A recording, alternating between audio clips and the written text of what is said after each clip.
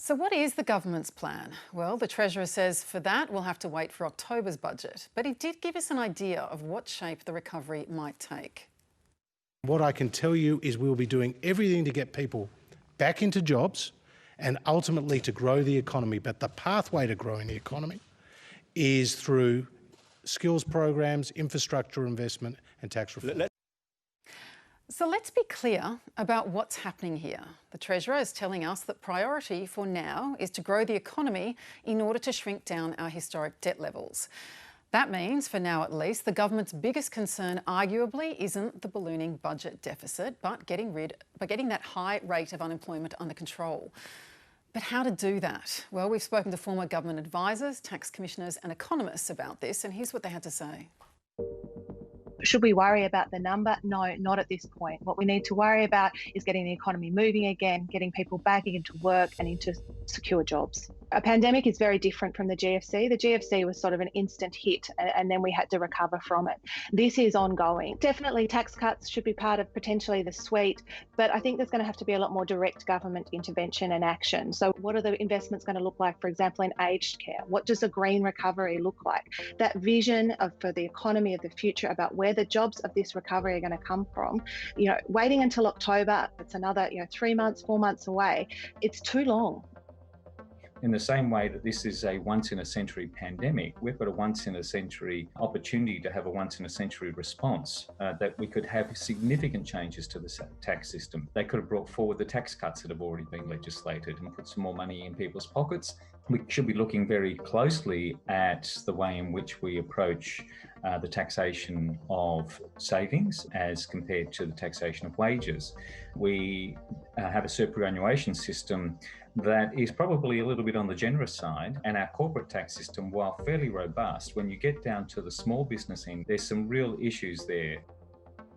The government will need to provide ongoing fiscal support to the economic recovery, possibly for years. It wasn't really likely that today was going to be the vehicle for announcing a whole lot of other new and potentially consequential policy reforms. I wouldn't argue with the Treasurer's proposition that bringing forward the tax cuts would, as he says, put more money in people's pockets and provide some boost to demand. It would do that, but because the tax cuts are structured to provide most of the benefits to middle and higher income households, you won't get as much fiscal stimulus for each dollar of revenue foregone by those tax cuts. The substitution of land tax for stamp duty and the broadening of the GST would be two examples of good tax reforms which the government should encourage. You don't want the best to be the enemy of the good. You want to say, well, what's happened, broadly speaking, is good, and now we should take a step back and consider what we might do better, how we might fine-tune. I think that's the situation we're in at the moment. And that can't happen an hour after the announcement. Peter Martin, the words the government used repetitively today regarding their actions were swiftly and decisively. Now, we know they have been going hard, but we also want to go smart, right? Do we have an opportunity for significant reform here? Yes, the government set up 5 working groups with the union movement to look at industrial relations reform, but as Jimmy Carter said about solar energy, it's not something you can come up with overnight. So, apparently. Haven't had Jimmy Carter quoted on the show for a while, so thank you, Peter. I remember him. So around October, that's sort of the time this will coalesce. That's the time those working groups finish.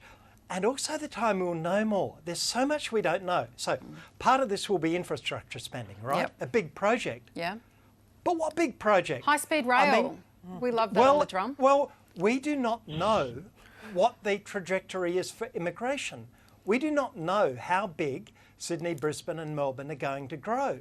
We do not know whether the infrastructure which is being built in cities now will in fact turn out to be too much. We don't know what the shape of Australia is going to be. So it's too early.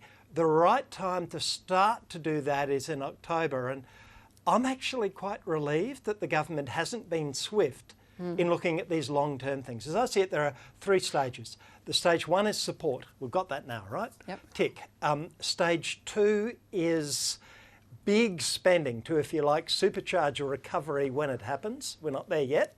And that'll be the question of what we spend the money on. And it would be lovely if it was spent on social infrastructure, because that might deliver us more than high-speed rail, right? Better teaching and so on. It's not an either or, Peter. The final stage is that doing things better, productivity reform. And that's really hard. Keating did it. Keating got unions together with employers and said, right, in the past you've had centralised wage setting. Now each workplace, regardless of the fact that unions aren't even arranged by workplaces, each workplace has to get together with employers and work out how to do things better. Right. That worked a treat. You can't do it again because they got the big gain straight away, of course. But it's that sort of thing, and that requires sort of thinking. time.